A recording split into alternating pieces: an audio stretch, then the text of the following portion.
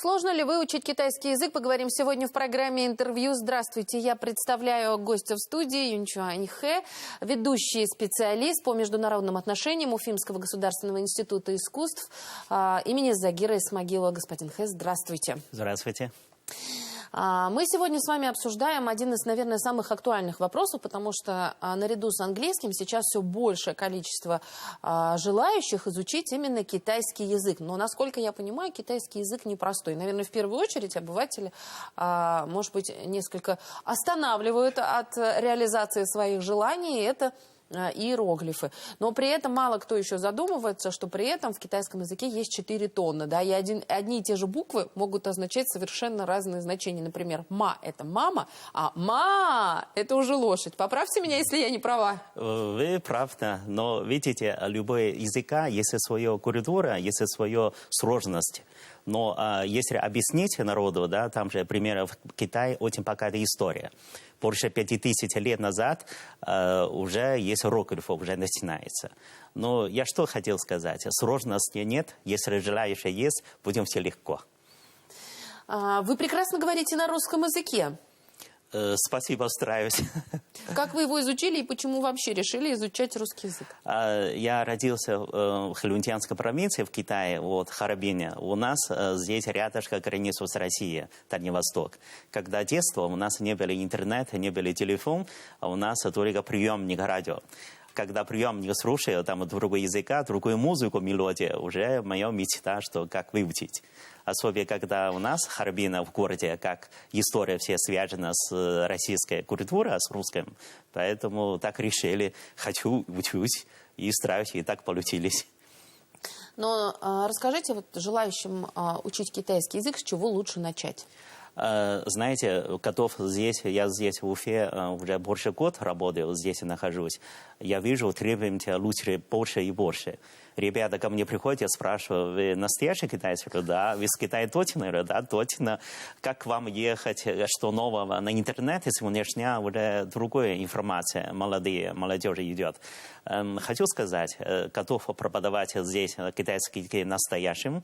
Из нашего своего либо лично я, либо нашего педагога с китайцем преподавать, потому что языка тоже меняется через несколько времени. Примерно сейчас, как лет 10-20 лет назад, даже по-русски у нас по-другому было. Если несколько современных слов появится, в Китае то же самое.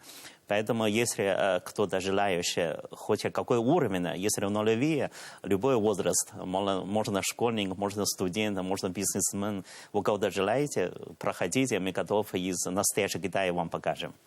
То есть сейчас Уфимский институт искусств фактически идет на своего рода эксперимент, когда открывает свои двери для всех желающих изучить китайский язык. Причем можно даже с нуля. Можно с нуля, потому что мы ворота открыты всегда. Мы начинаем в Китае, едем. Нашего Уфимского института искусства работаем с Китаем уже несколько партнеров. Мы постоянно сделали совместные программы, совместный концерт. Хочу сказать, язык – это тоже искусство. Вот, если проходите нашего искусства института, изучать китайские языки, я думаю, самый правильный выбор.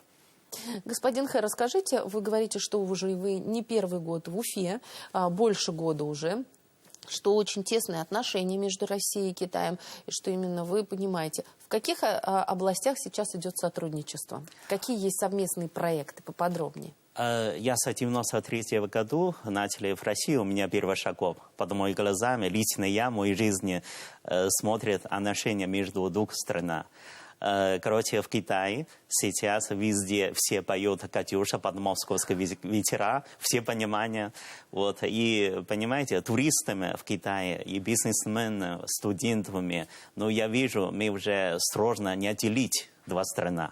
Вот. И сегодняшняя, я думаю, мы самые надежные друзьями. Но мы как люди живем, и учимся, и работаем, преподавать. Я по России езжу.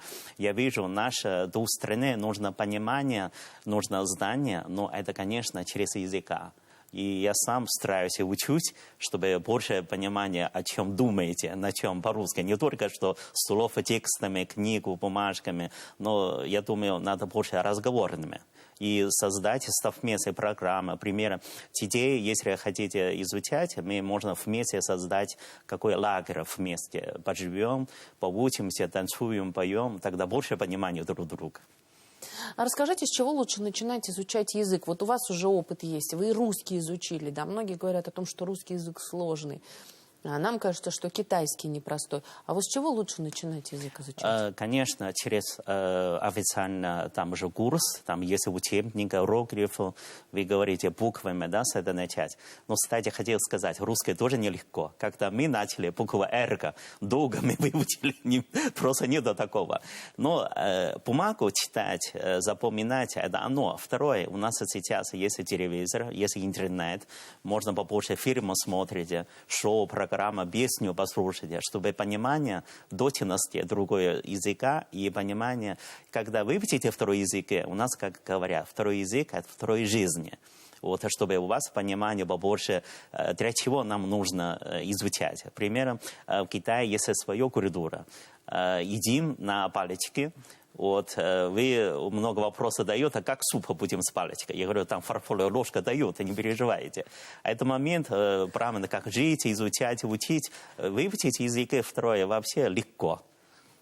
Вот вы нам только что сказали, что в русском языке для вас сложной была буква «Р», ее произношение.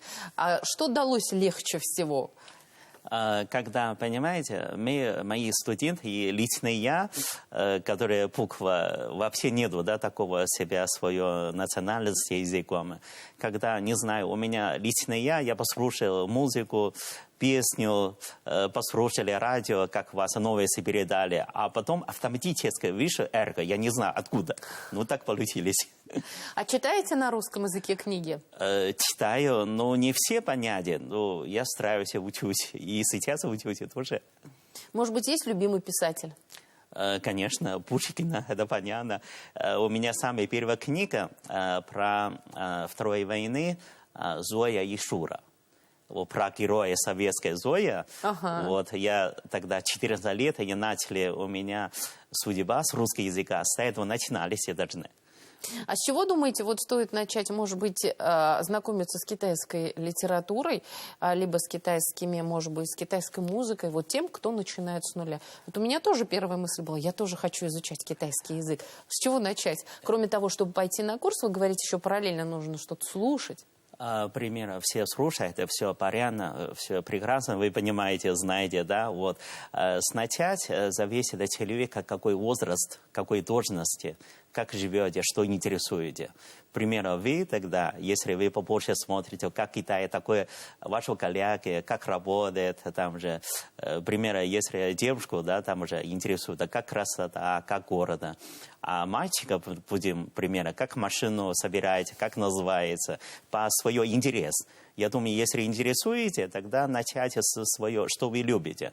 Можно совместная культура, там же литература читать и совместно там какой концерт смотреть. Например, в Китае еще знает Чайковского, почти каждого тоже. И писатели, музыкантами. Это не то, что языка изучаете. Мы изучаем второй друг, вторая культура, и посмотрим наши надежные соседи, надежные друзья, о чем говорите, о чем думаете. Я думаю, это для нашего будущего, два страна дружба очень полезна. Господин Хэ, еще один вопрос. Очень часто в Китае люди для, может быть, более простого общения, для сближения подбирают себе аналоги русских имен. Вот, например, просто я сама была в Китае, и для того, чтобы нам проще было, нам кто-то говорил, там, я Наталья, но на самом деле, вот у вас есть, может быть, второе имя в России? У меня первый шаг, когда в России, вы прекрасно знаете, у меня настоящее имя Юньчуан, первая буква Ю. А ребята русские говорят, Юньчуан не могу все запомнить, давайте вам назвать Юра. А как раз нашего соседа Юра, он не очень хорошо ведет. Я говорю, одинаковое имя, как он, не хочу. Они говорят, когда победители, можно вам называться Витя, Виктор. Ну, я хорошо, я выбирали имя Витя, Виктор. Поэтому у меня как телефонный список связи, контакта, они все запишут Виктор Хэ. Можно так ко мне общаться. И кто-то приезжает, друзья, они настоящее имя зовет. То же самое.